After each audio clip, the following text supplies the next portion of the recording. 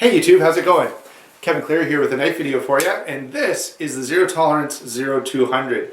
This is a knife that I really like and I've wanted for some time. In fact, it was one of the zero tolerances that I liked initially. The other models, the 0560, the 0300, took some time to sort of grow on me, and I have them and I really like them.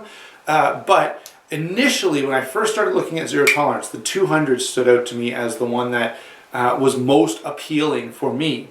And even though it took me some time to get it, I do have it now. In fact, I have both the serrated and non-serrated. I don't know if that I'll keep both of these, but just for the purposes of this video, you'll know that I've got experience with both, and I'll speak a little bit about both of these and what I like and what I dislike about the two different versions.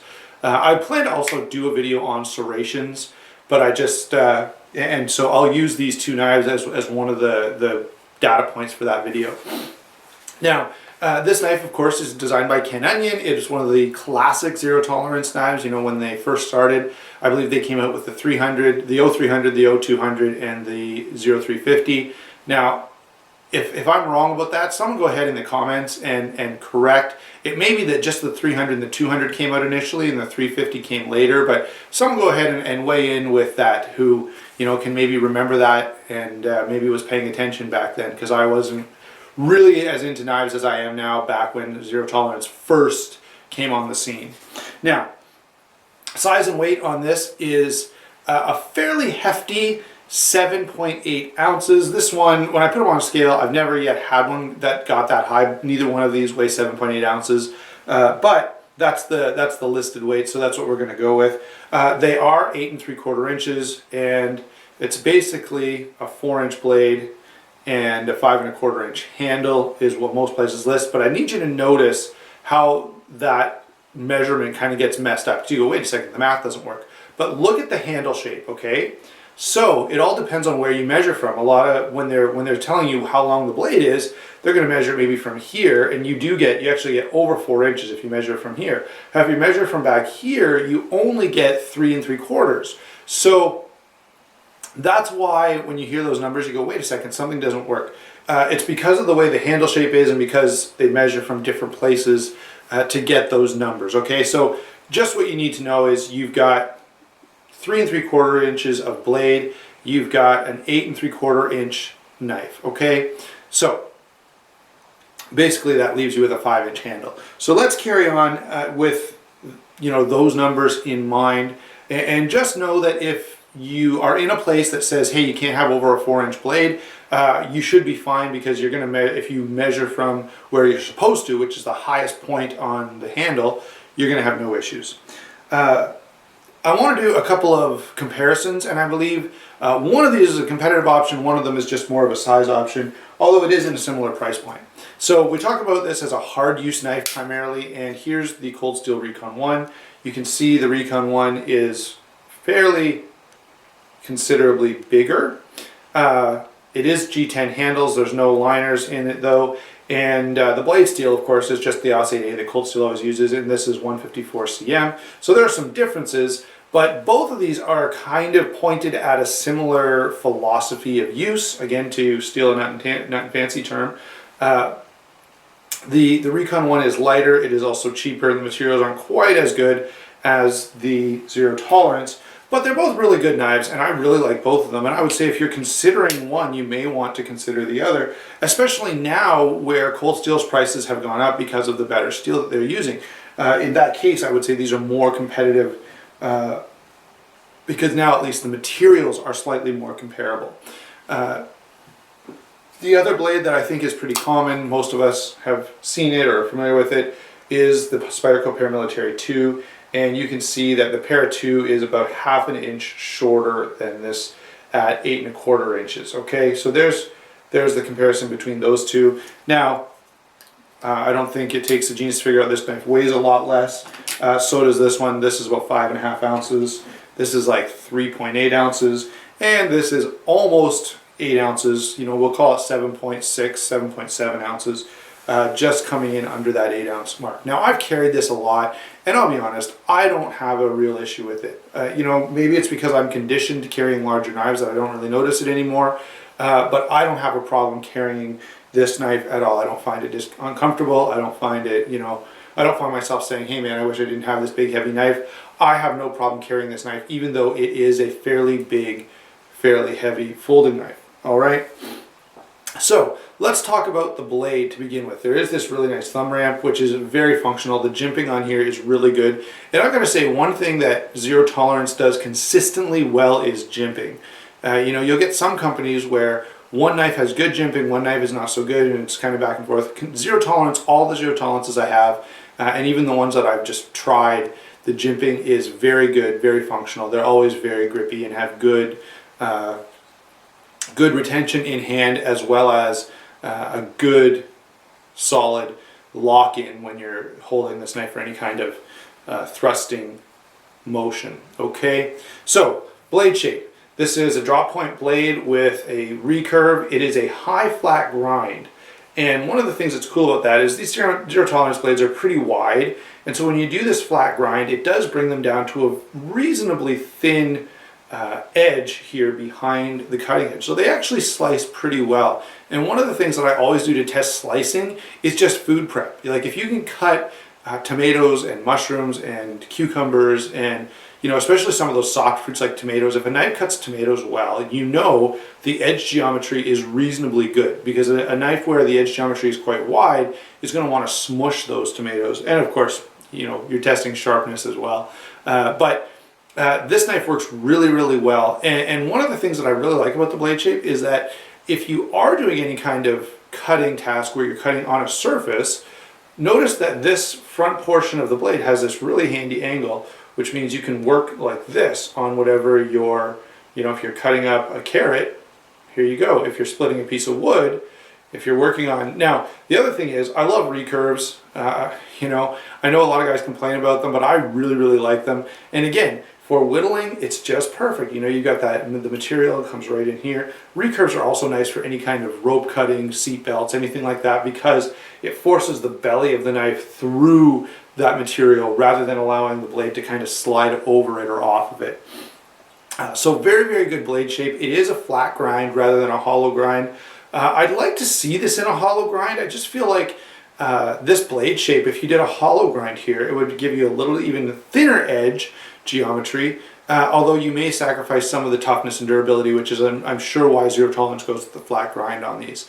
Okay, what else do you need to know about the blade? Oh yeah, it is DLC coated, and that coating is very tough. I don't know why other companies don't just give in and use a DLC coating. You know, Benchmade has their whatever Cerakote, I think they call it. Of course, Cold Steel has that terrible Teflon coating. CRKT has the carbonitride titanium coating, and a number of other companies do that. None of those coatings come even close. They don't even hold a candle to DLC coating. So why not, if you know that's the best, if you know it's the toughest, yes, it costs more, but if you're making, especially if you're making a Benchmade, like people are already paying $150 or $200 for that knife, you ought to be using the best quality coating. Now, you know, for the $25, you know, whatever, Ontario Utilitac, sure, I don't expect a DLC coating on that blade. But when you get up to the higher price knives, $100 and more for sure, it should be a DLC coating as far as I'm concerned. And that's what this is. It's very tough. I've done all kinds of cutting of all kinds of different things. I will admit I've cut more with the serrated version than the non, but look at the coating on this. Maybe I can zoom in a little bit for you. Let's do that now, since we're talking about the blade and lockup and all that kind of stuff anyway. Look at the coating on this. I mean, it's perfect. And I've cut everything you could think of, cardboard and wood and, you know, vegetables and all kinds of things. And the coating is just perfect. And that's pretty typical of DLC coating. It just holds up really, really well. Now, since we're talking about the blade and since we're zooming in like this, let's talk about those serrations a little bit. I'm not crazy about the shape of Kershaw's serrations.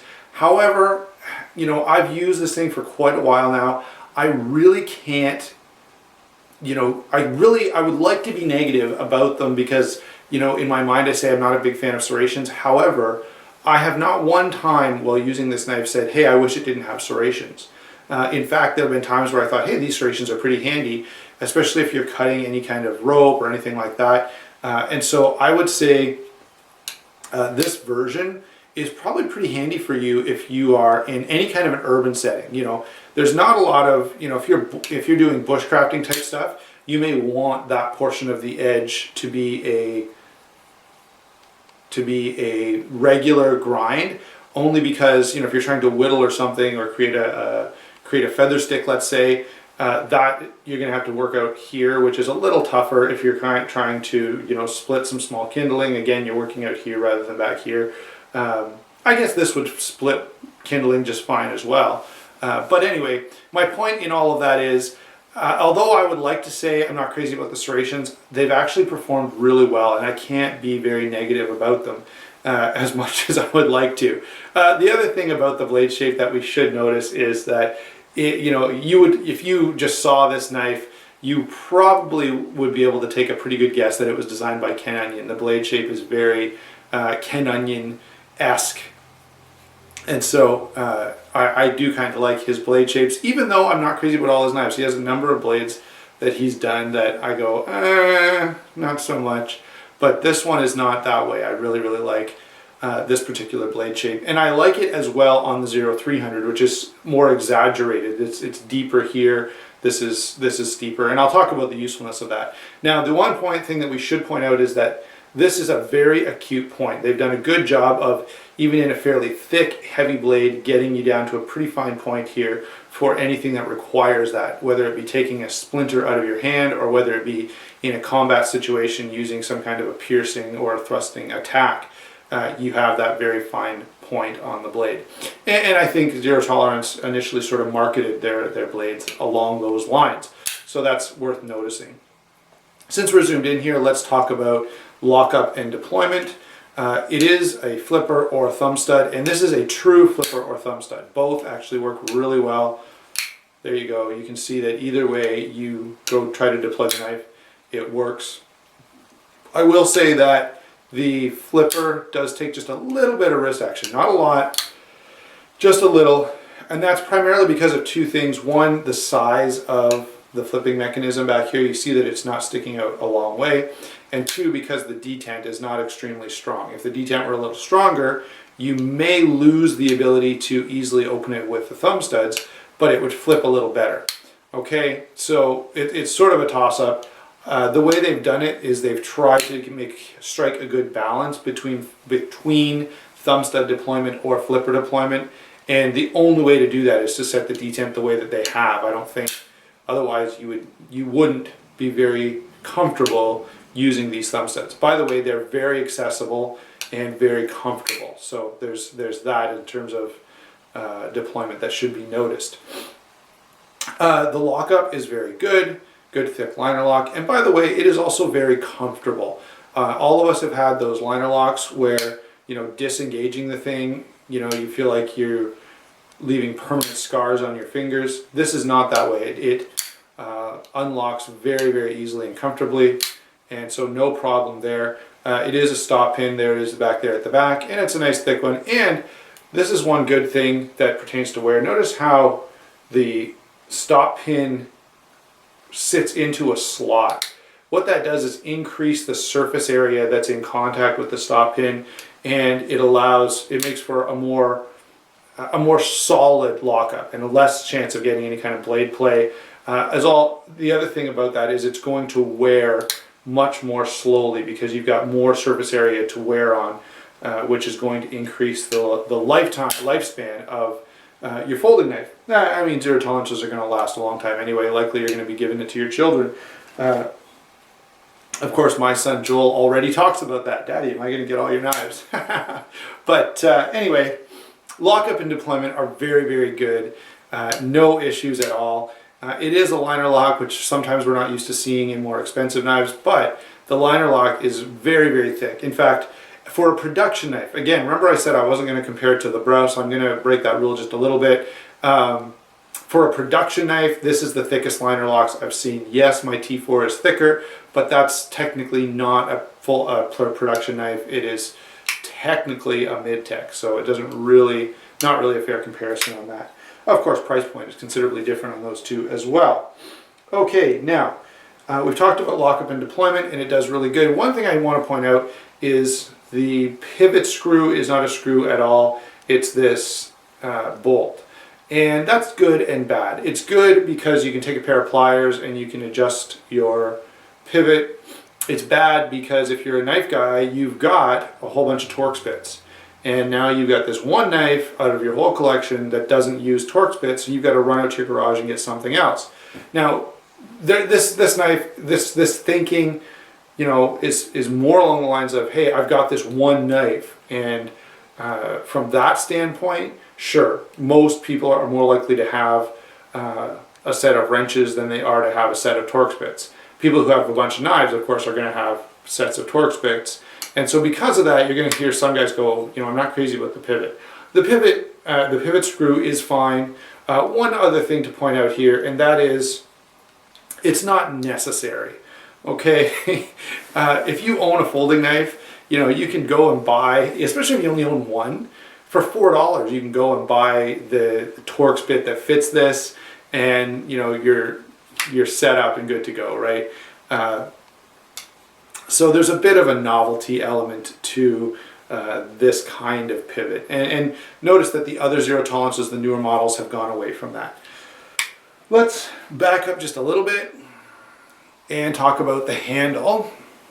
The handle on this is 3D machined G10. It does have this very thick swell in the front that fits your fingers well, and it really locks your index finger far into this handle. So you've got this sort of guard here formed by the flipper tab, and then you've got this deep cutout, and it does really, really lock you in. The swell could be just a little smaller. You know, it's not uncomfortable at all, but notice how even when I'm holding it, notice this knuckle is pushed out further than all the rest of my knuckles. That's because of the swell here in the handle. Overall, it's quite comfortable. It's not an issue at all in terms of discomfort. There's no reason that they should go and change the design now, but it's just a little big. Otherwise, it's very good. Both forward and reverse grip, this is very comfortable. But again, whichever finger lands on that swell is going to stick out a little bit. It is open pillar construction. The liners are milled, although not heavily milled, and that's one of the things that's contributing to the weight. The other thing is, of course, these huge thick slabs of G10, and there's a lot of G10 here. Finally, the pocket clip. I really like zero tolerance pocket clips just in general. They seem to have consistently done a good job, whether it be this thicker one that's more, you know, Strider inspired, or whether it be the loop over one that you're seeing now in the more Hinderer inspired stuff. Both of them work really, really well. Both of them go in and out of pocket with one hand. You know, I hate knives where you've got to do the thing where one hand holds the pocket and the other one tries to work the knife in. That's annoying. I've never had that with any zero tolerance. They always work well, not only in the 200, the 300, but the 350, which I carried for a while, as you know if you've seen the video, and the 0560, which I've had for some time. All those have great pocket clips. So overall, I'm a big fan of this knife. I really have enjoyed using it and will enjoy using it. I carry it an awful lot. You know, of course, there are times where you feel like you might want a more heavy-duty folding knife, and I carry it at those times, but a lot of times just because I like it, I put it in my pocket. You're going to find this useful for all kinds of things. Certainly, it is marketed as a combat folder, but it's going to work well for most EDC tasks. It's going to work really well for bushcraft stuff. I would say that about all the ZTs, especially though the 350 and the 300. This one, because of its more acute point, is maybe more, you could lean it a little more toward combat, but very, very good, very, very versatile folding knife. I have done quite a lot of bushcraft type stuff with this just because it's very hard use, and I found it really, really handy, really, really comfortable to work hard with, and so that's sort of my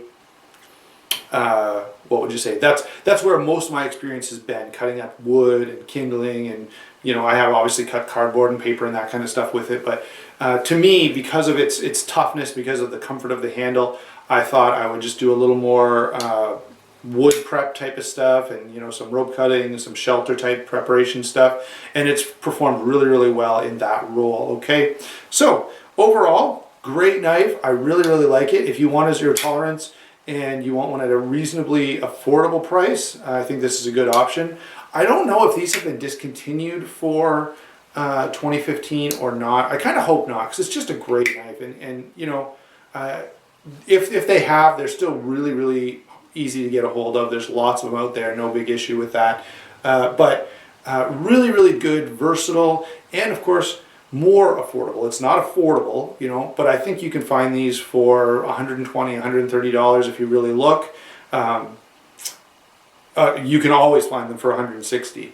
But yeah, really, really good knife. I'm a big fan of this. I feel like the $120 price point is about where you want to be if you're looking for one. Now, that's subject to change. If you watch this video 5 years from now, you're dealing with a whole different marketplace at that point, right? Anyway, there you go. That's my take on the Zero Tolerance 0200. Sorry about that little bit of rambling at the end. I'll talk to you later, YouTube.